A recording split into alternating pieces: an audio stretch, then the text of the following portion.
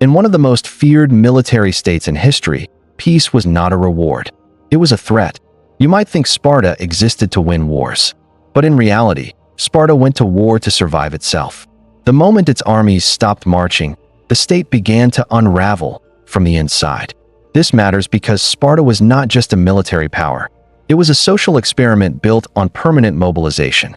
An entire society engineered around fear, discipline, and violence, locked into a system where stopping meant collapse. Picture the Eurotas Valley in the early morning. Mist rising from the fields. Silent barracks. No walls around the city. Not because Sparta felt safe, but because danger already lived within it. Tens of thousands of enslaved helots working the land. A tiny citizen class trained from childhood to expect revolt, betrayal, and blood. So, before we start unraveling this, take a moment to like the video and subscribe, but only if you genuinely enjoy what I do here. And I want you to comment below. Can a society built entirely for war ever afford peace? Now let's step into the past and see how the machinery of this world actually worked. Sparta was not founded on confidence. It was founded on fear. The fear did not come from foreign enemies. It came from inside the state itself. When we imagine Sparta, we picture hoplites, discipline, order, and control. A society of iron will and perfect obedience. But that image hides a far more fragile reality. Sparta was a minority regime ruling over a population it could never fully trust and could never fully relax around. The core problem was demographic. Spartan citizens were few. The people they ruled were many, vastly many. The helots, an enslaved population tied to the land, worked the fields, produced the food, and sustained the economy. They outnumbered Spartan citizens by several times over. Some ancient estimates suggest ratios so extreme that open rebellion, if coordinated, would have ended Sparta in days. This imbalance shaped everything. Sparta did not become militarized because it loved war. It became militarized because it lived in permanent anxiety. Every harvest season carried risk. Every gathering of helots was a potential threat. Every rumor of unrest could spiral into panic. The state was forced to assume hostility as the default condition of its own population. Control, therefore, could never be partial. It had to be total. The famous Spartan discipline begins here, not as ideology, but as risk management. Citizens were trained to move, think, and act collectively because fragmentation was dangerous. Individualism weakened response. Delay invited revolt. Spartan society did not reward creativity or debate. It rewarded predictability. Fear compresses culture. Now consider the city itself. Unlike other Greek polis, Sparta famously lacked defensive walls for much of its history. This is often framed as arrogance or confidence in its warriors. The reality is less romantic. Walls protect cities from outside attack. Sparta's primary danger was not outside. It was behind the fields, among the laborers who fed it. Walls would have signaled fear outward. Instead, Sparta projected strength inward. The army was always close. The citizen body was always armed. Mobilization was not an emergency measure. It was normal life. Even in peacetime, the structure of war never relaxed. This was not accidental. Sparta needed constant readiness not to conquer neighbors, but to deter rebellion. War abroad reduced pressure at home. Campaigns removed young men from the city. But they also reminded helots that Spartan violence was not theoretical. It was practiced regularly and without hesitation. External war doubled as internal messaging. The psychological effect mattered as much as the military one. For a helot population, a state constantly at war is unpredictable, dangerous, and difficult to organize against. Leaders are absent. Information is scarce. Fear replaces coordination. Peace, by contrast, creates time. Time to communicate, to plan, to imagine alternatives. Time is lethal to minority rule. This is why Spartan society treated peace with suspicion. Periods without war were not moments of recovery. They were moments of heightened vigilance. The army stayed active. Training intensified. Surveillance increased. Ritualized violence, such as the Cryptia, where young Spartans hunted helots, served as a reminder that control had not softened. These practices were not excesses. They were maintenance. Sparta's stability depended on ensuring that fear flowed downward more reliably than hope flowed upward. Now look at the citizen experience. Spartan citizens lived lives stripped of economic responsibility. They did not farm. They did not trade. They did not innovate. The Helots produced food so citizens could train. This arrangement freed Spartans for war, but it also trapped them. Because a citizen who cannot produce cannot demobilize. If a Spartan stopped being a soldier, there was nothing else to be. No profession, no alternative identity. Citizenship itself depended on participation in the military system and communal discipline. War was not just what Sparta did. It was what Sparta was. This created a dangerous dependency. The state required constant mobilization to justify its own structure. The social hierarchy, the education system, the suppression of dissent, all of it made sense only in a world where conflict was permanent. Peace would have exposed the artificiality of the system. Without war, questions would surface. Why are we few and they many? Why do we live like this? Why must fear govern everything? Sparta could not allow those questions to mature, so it never let the system rest. The famous austerity of Spartan life also emerges from this logic. Luxury breeds differentiation. Differentiation breeds inequality. Inequality breeds internal conflict. Internal conflict is fatal when you are already outnumbered. Uniformity was not virtue. It was insurance. Every citizen dressed similarly, ate similarly, trained similarly, spoke briefly. Excess stood out, and standing out was dangerous. Not because the state feared rebellion among citizens, but because internal division weakened collective control over the Helots. Unity was a weapon, and like any weapon, it required constant sharpening. The result was a society that appeared unbreakable from the outside and lived in quiet terror on the inside. Spartan strength was real, but it was brittle. It relied on conditions that could not change without destroying the system itself. This is the core paradox. Sparta's military excellence was not a path to flexibility. It was a commitment to rigidity. War stabilized the system by externalizing violence. Peace redirected that violence inward, where it threatened the state's own foundations. So Sparta marched, again and again, not always to conquer, often simply to maintain the equilibrium that kept it alive. In this sense, Sparta did not fear losing wars nearly as much as it feared not having them. Because a society built on fear cannot afford to relax, and a state that cannot relax cannot survive forever. The Helots were not a marginal problem in Sparta. They were the problem. Everything else, the discipline, the brutality, the obsession with war, follows from this single fact. Sparta ruled a population that vastly outnumbered its citizens, and that population had every reason to hate them. Helots were not slaves in the household sense. They were not bought and sold individually. They were an entire conquered people, bound to the land, forced to feed the state that had destroyed their freedom. Generation after generation worked Spartan fields, harvested Spartan grain, and watched Spartan citizens train for the sole purpose of controlling them. This arrangement created a permanent state of tension. You might think repression alone could solve that, but repression only works when the numbers favor the rulers. In Sparta, they didn't. The Helots were the demographic majority. If they ever coordinated effectively, the Spartan system would collapse almost instantly. This is not speculation. Spartan sources were painfully aware of it. The fear was not abstract. It was logistical. Helots worked in groups. They moved across the countryside. They communicated. They remembered conquest. Every shared memory, every song, every story carried the potential for rebellion. And rebellion, in Sparta, would not be symbolic. It would be annihilating. This is why Sparta developed a political culture obsessed with prevention rather than reaction. The state could not afford to wait for open revolt. It had to keep resistance fragmented, fearful, and uncertain. War became the most efficient tool for that. External campaigns did more than project power abroad. They reminded the Helots, constantly, that Spartan violence was real, practiced, and normalized. Soldiers returned hardened. Casualties were displayed. Triumphs were ritualized. The message was unmistakable. Resistance would not be met with negotiation. But this was only part of the system. The deeper mechanism was psychological. Sparta institutionalized terror as policy. The Cryptia, often misunderstood as a coming-of-age ritual, functioned as an internal counterinsurgency force. Young Spartans were sent into the countryside to kill Helots deemed dangerous, strong leaders, outspoken figures, anyone who stood out. There was no trial, no charge, no defense. Unpredictability was the point. Terror works best when it lacks pattern. When no one knows who will be targeted next, coordination becomes impossible. Trust dissolves. Fear replaces solidarity.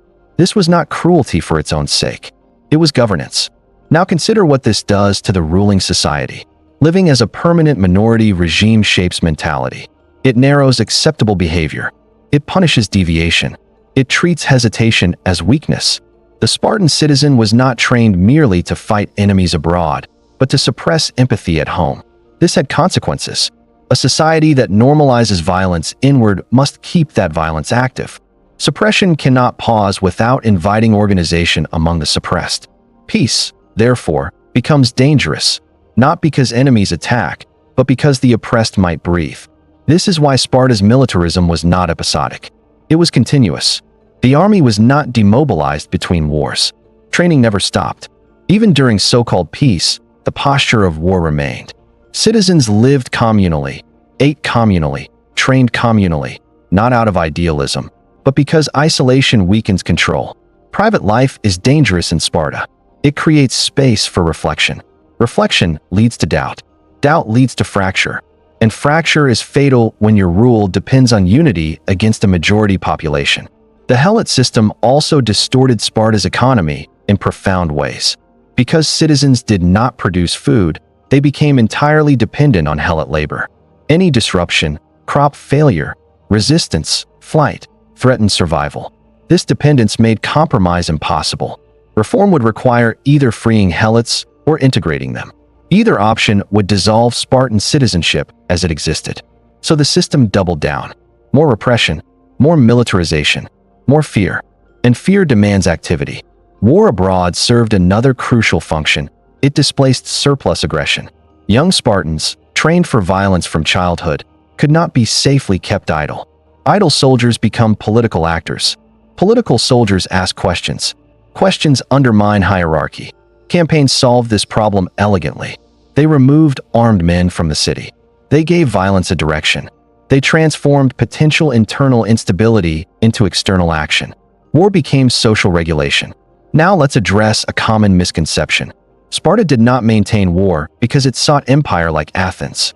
It lacked the administrative capacity, naval power, and economic diversity for that. Spartan war was not about expansion. It was about maintenance. Each campaign reinforced the myth of Spartan invincibility, which in turn reinforced fear at home. Victories mattered less for territory than for reputation. Reputation kept Helots uncertain. Uncertainty prevented coordination. This is why even limited wars were valuable. A small campaign could refresh fear. A skirmish could renew credibility. A show of force could reset internal balance. Peace, by contrast, decayed that balance. And decay in minority regimes accelerates. The Helots did not need to defeat Sparta militarily. They only needed time. Time to organize. Time to communicate. Time to imagine alternatives. Time is always the ally of the oppressed. Sparta understood this intuitively, so it denied time. Everything about Spartan life, brevity of speech, rigidity of custom, suspicion of outsiders, served to compress experience. There was no space for new ideas, no tolerance for ambiguity, no room for gradual change. Change was existentially dangerous. This rigidity made Sparta appear stable for generations. But stability achieved through suppression carries a hidden cost. It eliminates adaptability. When conditions shift, demographics change, warfare evolves, enemies innovate, a rigid system struggles to respond. It can only do what it has always done: fight harder, repress more fiercely, demand greater sacrifice. That works until it doesn't. The Helot problem locked Sparta into a permanent state of war readiness. It made peace structurally impossible, and by doing so, it guaranteed that Sparta's strength could never evolve, only exhaust itself. This is the tragedy at the heart of the Spartan system. The army that protected the state also prevented it from changing. The fear that preserved order also consumed flexibility. The society that mastered war became incapable of life without it. Sparta did not choose endless war because it loved conquest. It chose it because the alternative was collapse. And systems that survive only under constant strain eventually reach a point where strain is all that remains. Sparta's army was not only a weapon, it was a system of internal governance. To understand why Sparta had to remain at war, we need to abandon the modern idea that armies exist primarily to fight foreign enemies. In Sparta, the army existed to hold society together. Foreign campaigns were important, but secondary. The real battlefield was always domestic. The Spartan state faced a permanent contradiction. Its citizens were trained warriors who owned no land, produced no food, and practiced no trade. Their entire identity rested on military participation and collective discipline. Remove the army from daily life, and citizenship itself lost meaning. That is a dangerous design. Most societies can demobilize after war. Soldiers return to farms, workshops, families, politics. Sparta could not. A Spartan without war was not a farmer or craftsman in waiting. He was an armed man with no role except command and violence. Idle soldiers are destabilizing in any society. In Sparta, they were catastrophic. This is why the army never truly stood down. Even in peacetime, the rhythms of war structured life. Training continued. Mess halls enforced equality. Inspections maintained discipline. Surveillance remained constant. The posture of emergency never ended. Permanent mobilization solved several problems at once. First, it kept citizens occupied and obedient. Collective training suppressed individuality. Routine replaced reflection. Exhaustion reduced dissent. A tired soldier asks fewer questions. Second, it preserved hierarchy. The army provided clear ranks, rituals, and authority. In a society with extreme internal inequality, hierarchy had to feel natural and unavoidable. Military structure made that possible. Third, it projected threat inward. The presence of armed citizens, constantly drilled and ready, served as a reminder to the helots that resistance would meet immediate, organized violence. War abroad reinforced this effect. Campaigns were not only about defeating enemies. They were performances of capacity. Returning soldiers brought stories of destruction, discipline, and obedience. These narratives circulated through the countryside as effectively as patrols. Fear traveled faster than orders. Now consider what happens when such a system experiences peace. Peace reduces urgency. Urgency is what justifies obedience. Without imminent danger, rituals feel arbitrary. Training feels excessive. Sacrifice feels unnecessary. In most societies, this leads to reform. In Sparta, reform was impossible. Any reduction in military intensity risked loosening control over the helots. Any softening of discipline threatened unity among citizens. Any questioning of the system endangered the state's foundation. So peace had to be treated as a temporary anomaly, never as a goal. Spartan political culture reflects this logic. Debate was minimal.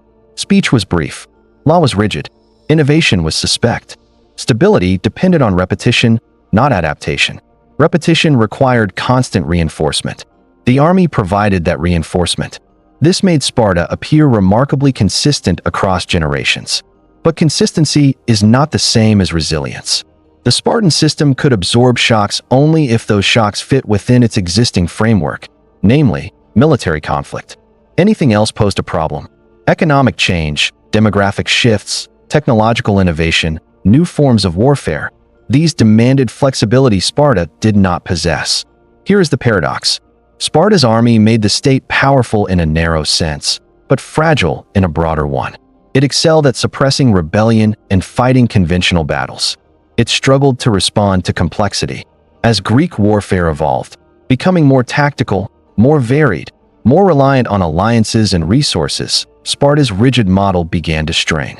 Maintaining permanent mobilization grew more expensive. Citizen numbers declined. Losses could not be easily replaced. Yet the system could not slow down. Slowing down meant collapse. This is why Sparta repeatedly chose war even when the strategic payoff was minimal. Campaigns functioned as social maintenance. They refreshed discipline, justified austerity, and reaffirmed identity. War kept the system legible. Peace blurred it. And legibility mattered more than efficiency. For the average Spartan citizen, this meant a life lived entirely within the army's logic. From childhood through adulthood, existence was structured around obedience, endurance, and readiness. There was no retirement from the system, only exclusion if one failed to meet its demands. Failure was unforgiving. Citizens who could not maintain their military obligations lost status, sometimes citizenship itself. This further reduced the already small citizen body, creating a feedback loop. Fewer citizens meant greater reliance on each remaining one, which increased pressure, which increased attrition. The army consumed its own base. And still, it had to keep marching. Because stopping would expose what the system had been hiding all along. That Sparta was not a balanced society, but a controlled one. Not a community of equals, but a garrison state occupying its own territory. As long as war continued, this reality could be externalized. When war slowed, it turned inward. That is why Sparta never truly sought peace treaties that would end conflict permanently. Even victories were treated as temporary stabilizations, not endpoints. The machine needed motion. A stationary war machine is not a monument. It is a liability. So Sparta marched, again and again, not because it loved war more than others, but because war was the only condition under which its social contradictions remained manageable. And systems that require permanent strain to function eventually reach a limit. Not when enemies defeat them, but when their own structure becomes too costly to sustain.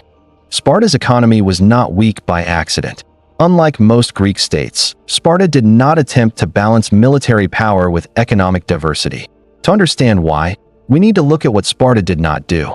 Spartan citizens were forbidden, socially, culturally, and often legally, from engaging in trade or craftsmanship. Money was distrusted. Luxury was condemned. Economic differentiation created inequality. Inequality created internal conflict. Sparta tried to free Sparta became a state that consumed without producing. If helots sensed weakness, extraction failed. If allies sensed hesitation, cooperation dissolved. If citizens sensed decline, discipline fractured. War was the engine that kept extraction credible. Each successful campaign reaffirmed the assumption that Sparta could punish resistance anywhere. That assumption mattered more than the territory gained. It justified obedience at home and deference abroad. But credibility decays quickly. It must be refreshed. Sparta refreshed it through repeated mobilization. Now consider what happens when such a system faces peace. Peace removes justification for austerity. If there is no war, why live without comfort? Why suppress ambition? Why accept deprivation? These questions are dangerous in Sparta because they undermine the moral framework that sustains extraction. A citizen who begins to desire wealth or comfort becomes less willing to sacrifice. A citizen who values individuality becomes harder to discipline. Discipline is the currency of minority rule. So Sparta could not allow economic curiosity. This had a cost. By rejecting trade and innovation, Sparta cut itself off from adaptive capacity. It could not respond flexibly to shocks. It could not diversify risk. It could not generate new sources of revenue when old ones failed. Instead, it doubled down on what it already knew: force. This worked while conditions remained stable. But conditions never remained stable indefinitely. Over time, several pressures accumulated. First, the helot population grew while the citizen population shrank. Each generation of Spartan warfare reduced citizen numbers. Losses were permanent. Citizenship was restrictive. Replacement was slow. The demographic imbalance worsened. Second, warfare itself became more complex. Battles required coordination with allies, naval components, logistical planning beyond Sparta's traditional model. These demands required administrative skills Sparta had deliberately neglected. Third, inequality within Sparta increased despite official ideology. Land concentrated in fewer hands. Some citizens struggled to meet the economic requirements of citizenship. Those who failed were excluded, further shrinking the citizen body. This is the irony. Sparta banned wealth to preserve equality, but created inequality through its rigid system. The state lacked tools to correct this because reform would require altering the very structure that enforced control. So it did not reform. It intensified. More discipline, more austerity, more emphasis on tradition. Tradition became a substitute for policy. At this stage, war served another function. It delayed reckoning. Campaigns allowed the state to postpone addressing internal decay. Losses could be blamed on battle. Shortages could be attributed to conflict. Discontent could be framed as weakness rather than structural failure. War absorbed blame. Peace would have forced accountability. And accountability was dangerous. This explains why Sparta often pursued conflict even when strategic gain was limited. The cost of not fighting was greater than the cost of fighting. War stabilized internal contradictions by externalizing stress.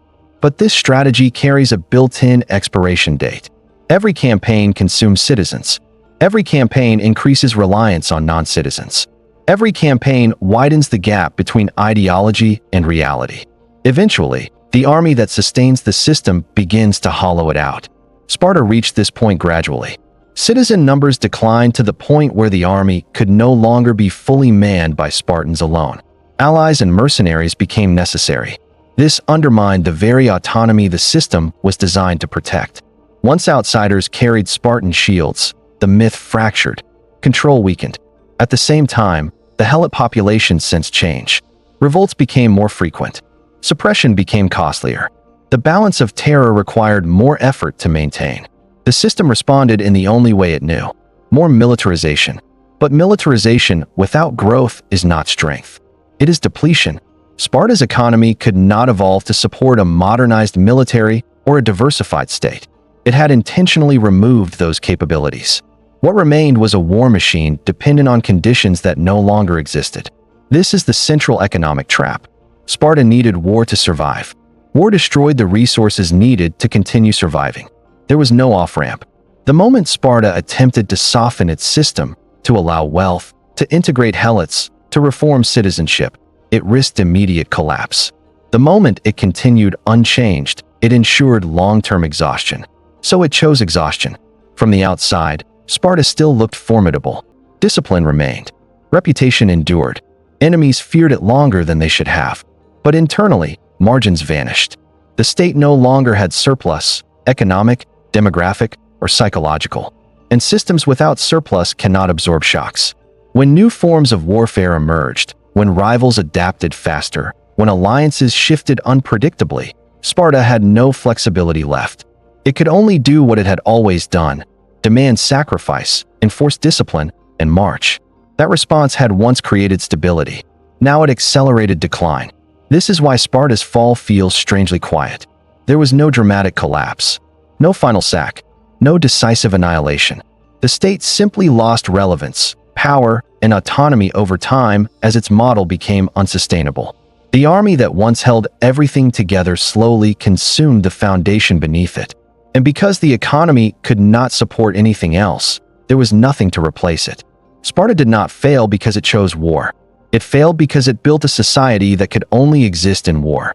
And no society can live forever under permanent strain. Spartan childhood was not education. From the moment a Spartan boy was removed from his family and placed into the agoge, the state began shaping him not as an individual, but as a component in a larger machine. A man who has learned to function while exhausted is less likely to question orders. A man taught to survive deprivation is less likely to demand comfort or change. Space invites reflection. Reflection invites comparison. Comparison invites doubt. The agoge preempted doubt by exhausting it out of existence. Now consider the psychological environment this created. Spartan boys were encouraged to steal food, but punished harshly if caught. The lesson was not about theft. It was about learning to operate under constant surveillance, to accept punishment without protest, and to internalize failure as personal weakness rather than systemic cruelty. This produced compliance that felt voluntary, which is the most durable form of control. By the time a Spartan reached adulthood, discipline was not enforced externally. It lived inside him. He monitored himself. He judged others. He reproduced the system without needing instruction. This is how minority rule sustains itself across generations. The state did not need elaborate bureaucracy. It did not need written laws enforced by officials. It needed citizens who policed themselves and each other. The agoge created that outcome reliably. But there was a hidden cost. By stripping childhood of experimentation, curiosity, and emotional development, Sparta produced adults optimized for one environment only: permanent threat. They were not trained to adapt, negotiate, innovate, or imagine alternatives. They were trained to endure and obey. That works while the environment remains static. It fails when conditions change. This is where militarism becomes a trap. Spartan citizens could function brilliantly in war, where clarity of purpose and hierarchy dominate. They struggled in peace, where ambiguity, compromise, and long-term planning are required. The system selected against precisely the traits needed for reform. Reform requires imagination. Imagination had been trained out. The agoge also severed family bonds deliberately. Loyalty was redirected away from kin and toward the collective. This reduced the risk of private alliances that could undermine unity. It also weakened social resilience. Families buffer stress. Communities absorb shock. Sparta removed both. The result was a population highly dependent on the state for meaning and structure. When the state functioned smoothly, this dependency looked like strength. When strain increased, it became vulnerability. Now connect this back to war. A society trained entirely for threat cannot easily transition to peace without psychological dislocation. Soldiers accustomed to constant readiness experience calm as unease. Stability feels unnatural. Without conflict, purpose dissolves. Sparta solved this by never fully allowing calm. Training never stopped. Surveillance never relaxed. Ritualized hardship continued even when external threats were minimal. War was not only a response to danger, it was a maintenance ritual. This created a feedback loop. Children were trained to expect war. Adults required war to feel functional. The state depended on both expectations. At this point, war ceased to be a choice. It became a psychological necessity. Now consider what happens when such a system faces defeat or prolonged stalemate. Loss undermines identity. Stalemate undermines meaning. A Spartan trained to endure pain but not ambiguity finds uncertainty destabilizing. When victories slow, morale does not simply dip, it fractures. The system has no emotional vocabulary for adaptation, only for persistence. Persistence without progress becomes strain. This is why Sparta responded to setbacks by intensifying discipline rather than rethinking strategy. Training became harsher, customs more rigid, deviations more harshly punished. Tradition hardened into dogma. Dogma feels stabilizing when confidence declines. But dogma replaces learning. By the 4th century BCE, the gap between Sparta's self-image and its material reality had widened significantly. Citizen numbers were shrinking. Military effectiveness relative to rivals was declining. Allies were less reliable. The old model no longer delivered dominance. But the culture could not admit that. Admitting failure would have required re-examining childhood itself. That was impossible, because the Agoge was not just a school.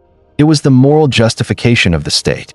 To question it was to question why Spartans lived as they did, why they accepted deprivation, why they ruled through fear, why war was normal. So the system protected the Agoge fiercely, and in doing so, protected its own obsolescence. This is the quiet cruelty of rigid systems. They mistake endurance for wisdom. They confuse suffering with virtue.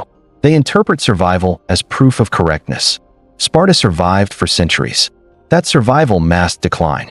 The children trained to be perfect soldiers grew into adults incapable of reform.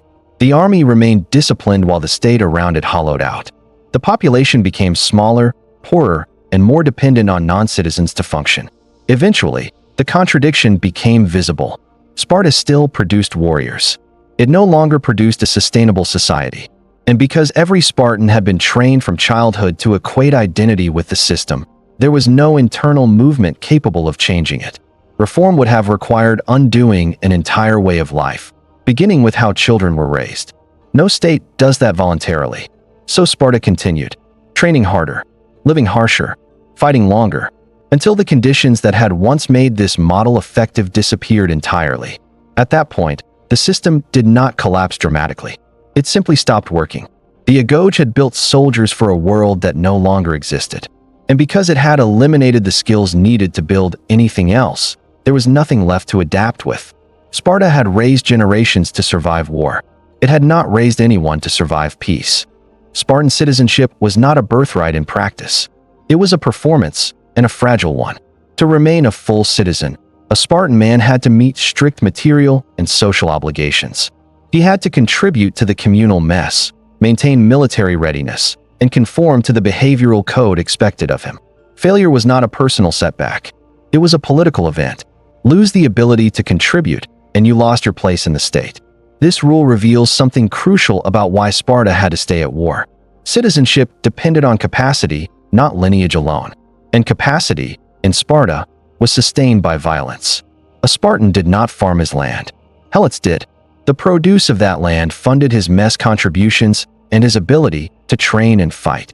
Any disruption, crop failure, helot resistance, or simple economic decline could push a citizen below the threshold required to remain equal. Equality, in Sparta, was brittle. The state presented itself as a community of equals, but equality rested on uninterrupted extraction. When extraction faltered, equality dissolved. Those who could not maintain contributions slipped into a lower status, excluded from political life and military honor. This was not rare. Over time, the number of full citizens declined steadily. Wars killed men. Economic pressures excluded others. The criteria did not adjust. The system did not compensate. Instead, it contracted. This contraction created a self-reinforcing problem. Fewer citizens meant fewer soldiers. Fewer soldiers increased the burden on those remaining. Increased burden raised the risk of exclusion. The citizen body shrank faster. War accelerated this process, but peace did not stop it. Peace exposed it. Without the justification of constant conflict, the exclusions felt arbitrary. Why should one man lose citizenship because a harvest failed? Why should equality depend on circumstances beyond individual control? These questions were dangerous. They implied that the system was unfair by design. So Sparta avoided peace, because peace made inequality visible. War, by contrast, reframed exclusion as sacrifice. Losses became honorable. Hardship became virtuous. Structural failure was reinterpreted as moral testing. War protected the myth of equality, but the myth grew harder to sustain. As citizen numbers declined, Sparta increasingly relied on non-citizens to fight. Perioikoi and allies filled ranks. Later, mercenaries appeared. Each substitution weakened the original logic of the state. If non-citizens could fight, why were citizens special? If outsiders bore arms, why deny them rights? Sparta had no answers that did not undermine itself, so it avoided the questions. Instead, it doubled down on tradition. Tradition became a shield against arithmetic. The state insisted that its ways were timeless, even as demographics proved otherwise. Rituals continued. Training intensified. Discipline hardened. These measures reassured citizens that identity remained intact. But reassurance is not renewal. By the 4th century BCE, the gap between Sparta's self-image and its reality had widened dangerously. The citizen body was small. Land ownership was concentrated. Wealth disparities contradicted official austerity. Military dominance was no longer guaranteed. Yet the system could not adjust its definition of citizenship without unraveling its foundation. Expanding citizenship would dilute control over helots. Reducing requirements would undermine discipline. Economic reform would invite inequality into the open. Every option threatened collapse. So Sparta chose stasis. And stasis under pressure is decay. War delayed recognition of this decay. Each campaign postponed reform by providing an external focus. As long as the army marched, the state could claim purpose. As long as enemies existed, internal contradictions could be framed as necessary sacrifices. But war also consumed what little remained. Losses mattered more when numbers were already low. Each fallen citizen represented not only a death, but a structural failure, another reduction in capacity that could not be replaced. This is where Sparta's militarism became self-destructive. The army that maintained order also eroded the population needed to sustain it. The more Sparta relied on war to preserve itself, the faster it exhausted its human base. And still, it could not stop. Stopping would expose the truth that citizenship had become an exclusive burden rather than a shared privilege. Peace would force the state to explain why so few ruled so many, and why that arrangement no longer worked. So Sparta remained at war even when strategic logic weakened. Because the alternative was explanation. And explanation is dangerous when systems cannot change. This is why Sparta's decline feels paradoxical. It did not lose its values. It adhered to them rigidly. It did not abandon discipline. It intensified it. It did not neglect its army. It relied on it more than ever. Those were precisely the problems. Sparta's model assumed that discipline could substitute for adaptability, and that tradition could replace reform. For a time, this seemed true. The state endured long after many others would have fractured. But endurance without renewal is not strength. It is postponement. Eventually, the arithmetic won. The citizen body became too small. The economy too inflexible. The army too dependent on outsiders. The helots too restless. The reputation too outdated to deter challengers who no longer feared Spartan mystique. At that point, war could no longer maintain the illusion. The system had reached the end of what strain could hold together. Sparta did not fall because it failed to fight. It faded because fighting was all it knew how to do. For a long time, Sparta's enemies misunderstood its strength because they mistook discipline for adaptability, endurance for renewal, and silence for confidence, while in reality the Spartan system was growing narrower with each passing generation, concentrating power, identity, and survival into a shrinking circle of citizens who were asked to carry an ever heavier burden without being given any new tools with which to carry it. The problem was not that Sparta failed to win wars. It was that winning stopped fixing anything. In earlier centuries, victory reinforced the system. A successful campaign reaffirmed fear among the helots, stabilized internal hierarchy, and refreshed the myth that Spartan discipline was not merely sufficient, but superior. Each war acted like a reset button, restoring psychological balance even as it quietly consumed lives. But as time passed, that reset stopped working. Wars grew longer. Enemies adapted. Coalitions replaced single rivals. Victory no longer produced clarity, it produced fatigue. The state still demanded the same sacrifices, enforced the same customs, and repeated the same rituals. But the results grew thinner, less decisive, and harder to translate into long-term stability. This is where Sparta entered a dangerous phase, ritual without return. The army continued to train with absolute seriousness, drilling bodies into precision instruments of obedience. Yet those bodies were fewer, older, and increasingly irreplaceable, meaning that every campaign risked not just defeat, but demographic damage the state could not recover from, because its citizenship system was too rigid to replenish itself and too fearful to expand. At the same time, the wider Greek world was changing. Warfare was no longer defined solely by hoplite clashes on open ground, where discipline and cohesion dominated. Strategy became more fluid. Naval power mattered. Siegecraft improved. Diplomacy, alliances, and economic leverage began to shape outcomes as much as raw battlefield performance. These changes rewarded flexibility, negotiation, and innovation, precisely the traits Sparta had trained out of its citizens for generations. Sparta did not fail to notice these changes. It failed to respond to them. Response would have required reform. Reform would have required questioning tradition. And tradition was the only glue holding the system together.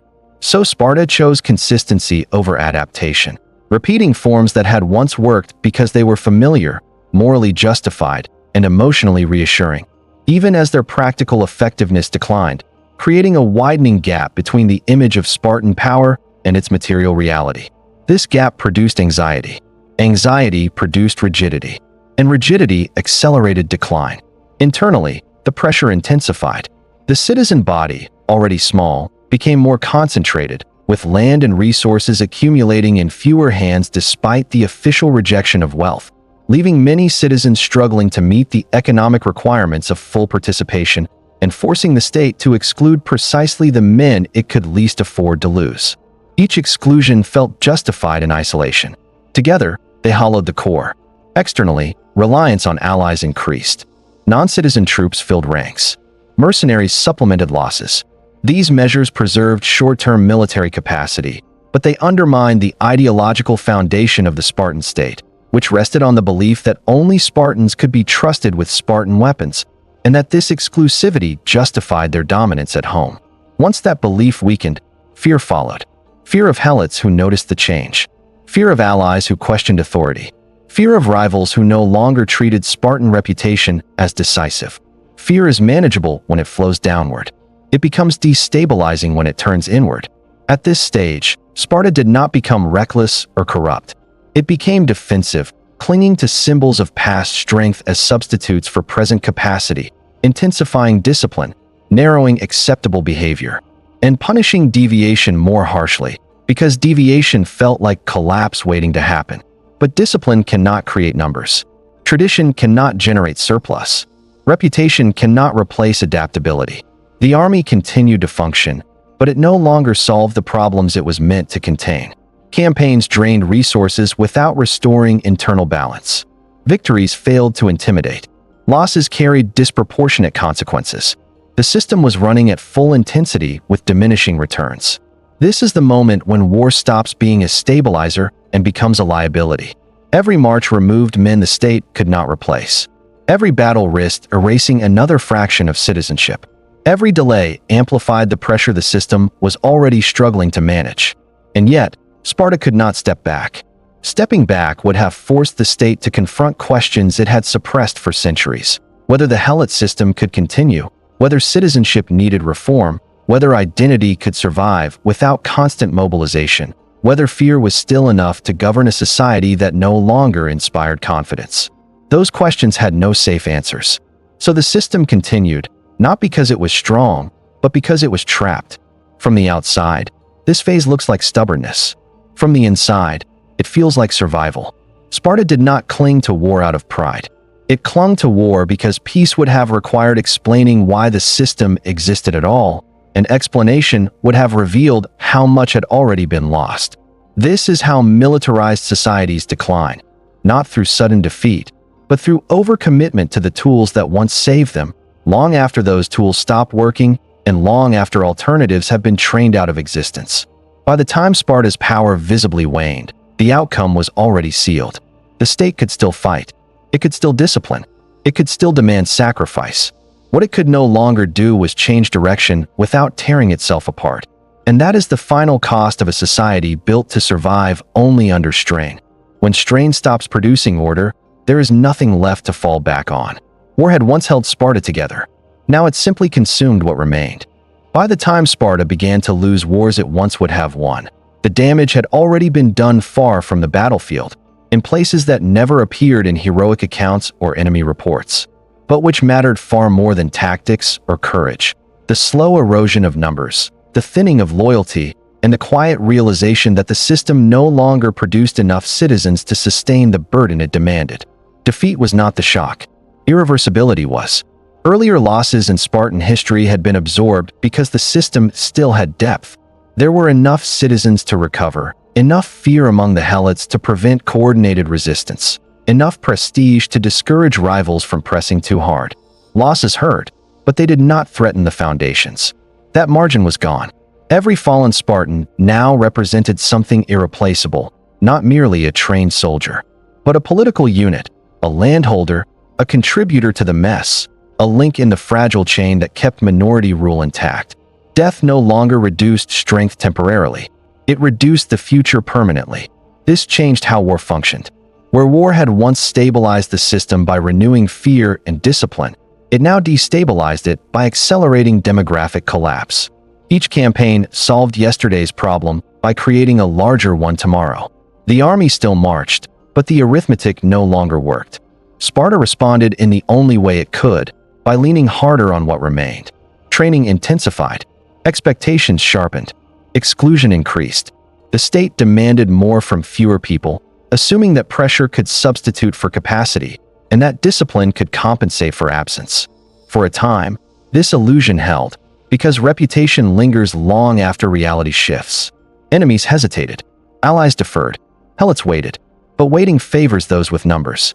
As Spartan manpower declined, the burden of control shifted. Surveillance had to increase. Punishment had to be harsher. Displays of power had to be more frequent. The state expended more energy maintaining fear than it once had expended creating it. This is a crucial transition. When coercion costs more than compliance, systems begin to fail. At the same time, Sparta's reliance on non-citizen forces became increasingly visible. Perioikoi, allies, and eventually mercenaries filled ranks once reserved for citizens alone. This preserved battlefield effectiveness in the short term, but it eroded the symbolic core of the state. Sparta's authority rested on exclusivity. Once exclusivity cracked, legitimacy followed.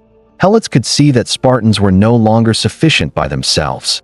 Allies could see that Spartan leadership depended on cooperation rather than fear. Rivals could see that reputation outpaced capacity. Each group adjusted its behavior accordingly. Control became conditional. Conditional control is unstable. Internally, the psychological cost mounted. A society trained to equate identity with dominance struggles when dominance becomes uncertain. Anxiety replaced confidence. Ritual replaced belief. Tradition hardened into obsession. The state no longer trusted outcomes. It trusted procedure. But procedure cannot solve structural exhaustion. By this stage, even peace would not have saved Sparta.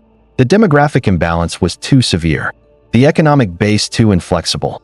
The citizen body too small, and too burdened. Reform required integration of helots or expansion of citizenship, both of which threatened immediate collapse by dissolving the very hierarchy the system depended on. So Sparta continued to do what it had always done: fight, discipline, demand endurance. The tragedy is that these responses were not irrational. They were logical within a system that had eliminated all alternatives. Sparta did not lack intelligence. It lacked options. And when options disappear, systems stop choosing. They repeat. The repetition grows harsher as returns diminish, not because leaders become cruel, but because escalation feels safer than transformation. Transformation requires admitting that the past no longer works. And in Sparta, the past was the only source of legitimacy. This is why Sparta's decline appears strangely muted in historical memory. There was no single catastrophic defeat that shattered the system overnight. Instead, there was a gradual loss of relevance, influence, and initiative as the state became less capable of shaping events and more focused on surviving them. The army remained disciplined. The customs remained strict. The myths remained intact. What disappeared was capacity. Capacity to recover from loss. Capacity to adapt to change. Capacity to imagine a future not defined by permanent mobilization. By the time Sparta's enemies no longer feared it, the outcome was already settled. The state could still enforce obedience at home and fight competently abroad, but it could no longer impose its will on a changing world that demanded flexibility rather than endurance. And endurance, when stretched too far, becomes fragility. Sparta had built a society that could withstand immense pressure, but only by converting pressure into identity. Once pressure stopped producing order and began producing depletion, there was nothing left to convert. The war machine that once preserved the state now consumed its final reserves, not in a moment of collapse, but in a long, quiet exhaustion that no victory could reverse. By the time Sparta realized that war no longer restored balance, it had already lost the capacity to imagine an alternative because imagination itself had been systematically stripped out of the culture, leaving behind a society that could endure almost anything except the need to become something else. What Sparta faced now was not defeat in the conventional sense, but exposure. Exposure of the arithmetic it had long concealed. Exposure of the fear it had long managed. Exposure of the fact that its strength had always depended on conditions that no longer existed. For generations, the Spartan state had relied on a delicate equilibrium. A small, intensely disciplined citizen body, a much larger coerced labor population, and a reputation for violence strong enough to suppress resistance without constant bloodshed. War reinforced that equilibrium by renewing fear, consuming surplus aggression, and justifying sacrifice. But once the citizen body fell below a critical threshold, the equation inverted. Each campaign now carried the risk of irreparable loss, not because Spartans had become poor fighters, but because there were too few of them left to absorb casualties without undermining the very structure of citizenship. Death no longer redistributed honor. It redistributed vulnerability. This produced a quiet but devastating shift in decision-making. Sparta could not stop fighting, because peace would force confrontation with its internal contradictions. Yet it could no longer fight decisively without accelerating its own depletion, which meant that every strategic choice carried existential weight, compressing the future into a narrow corridor where hesitation felt fatal and change felt impossible. Under these conditions, the state began to behave defensively not only in policy, but in mindset. Tradition, once a stabilizing force, became an anchor. Customs were enforced more rigidly, not because they were effective, but because they were familiar, and familiarity offered psychological shelter in a world that no longer responded as expected. The past became safer than the future, even when the past was clearly failing. This is the stage at which militarized societies often mistake consistency for control. Sparta continued to drill, to train, to punish deviation, to invoke ancestral law, believing that if the form of the system remained intact, its function would follow, while in reality the form was consuming the last reserves of flexibility that might have allowed genuine adaptation. The army still existed. The discipline still held, but the purpose had hollowed out. Externally, rivals adjusted their behavior accordingly. Where once Spartan reputation alone could freeze opposition, it now invited testing. Enemies probed boundaries, not with reckless aggression, but with calculated pressure, exploiting the fact that Sparta could no longer afford prolonged engagements or heavy losses without destabilizing itself further. Internally, the Helot population sensed the change, not as a single moment of weakness, but as a pattern of hesitation, inconsistency, and dependence on allies, which altered the psychological balance that had sustained fear for centuries. Control still existed, but it required more effort, more surveillance, more punishment, producing diminishing returns as compliance gave way to endurance rather than submission. Endurance is dangerous for ruling minorities. Enduring populations learn patience. Patience outlasts fear. At the same time, the reliance on non-citizen forces reached a point where it could no longer be disguised as temporary. Allies and mercenaries did not merely supplement Spartan armies. They became essential to their operation, which quietly inverted the ideological core of the state, because the society that had defined itself by exclusivity now depended on inclusion without integration. This contradiction could not be resolved. Granting rights would dissolve hierarchy. Denying rights would destabilize cooperation. So the system stalled, repeating rituals that no longer matched reality. This is where Sparta's decline becomes uniquely instructive. It did not collapse in chaos. It did not implode in civil war. It did not surrender its identity. It persisted. Persistence, under these conditions, was not resilience. It was inertia. The state continued to demand sacrifices that no longer produced security, discipline that no longer produced dominance, and loyalty that no longer produced confidence, trapping its citizens in a cycle where endurance itself became the final virtue, even as the future narrowed to survival without purpose. For the individual Spartan, this was profoundly disorienting. A man trained from childhood to believe that obedience, hardship, and courage guaranteed stability now faced a world in which those virtues were no longer sufficient, yet abandoning them felt like betrayal not only of the state, but of identity itself. There was no vocabulary for transformation, only for perseverance. So perseverance became policy. But perseverance cannot solve structural exhaustion. Over time, the consequences accumulated quietly. Political influence waned. Diplomatic leverage weakened. Rivals reshaped the Greek world without Spartan leadership.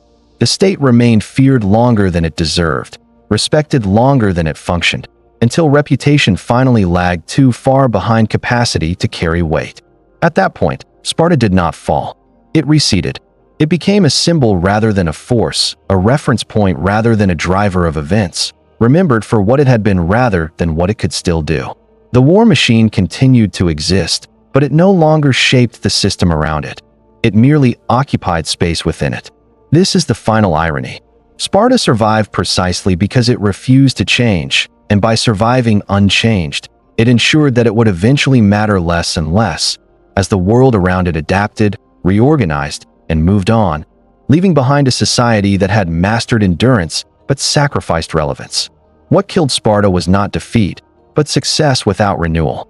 The very mechanisms that had preserved it under extreme conditions became liabilities once those conditions shifted, and because the system had eliminated the skills, institutions, and imagination required for peaceful transformation, it could only continue doing what it had always done, even when doing so no longer worked. This is how militarized societies end.